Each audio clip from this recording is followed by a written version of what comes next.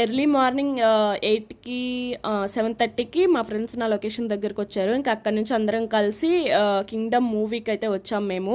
Movie అయితే చాలా బాగుంది. ఇంకా బ్రదర్స్ ఉన్న వాళ్ళైతే ఇంకా ఎక్కువ కనెక్ట్ అవుతారు. బట్ ఏంటంటే లాస్ట్లో పార్ట్ 1, 2 అది ఏంటో క్లారిటీ ఇవ్వలేదు. అది ఇచ్చుంటే బాగుండేదేమో.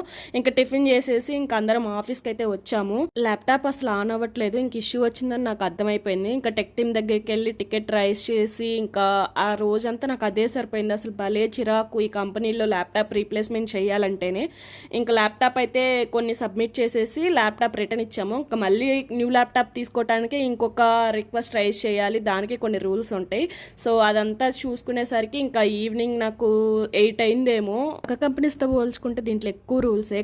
స్వీటీ మేడం కొంచెం రూల్స్ చేంజ్ చేయొచ్చు కదా. నైట్ 7 లోపల నేను పీజీకి వెళ్ళిపోతాను. బట్ ఈరోజు ల్యాప్టాప్ సబ్మిషన్ వల్ల టైం చాలా పట్టింది. ఇంక ఈరోజు అయితే ఇంతే. వీడియో నచ్చితే లైక్ చేసి ఫాలో అవ్వండి.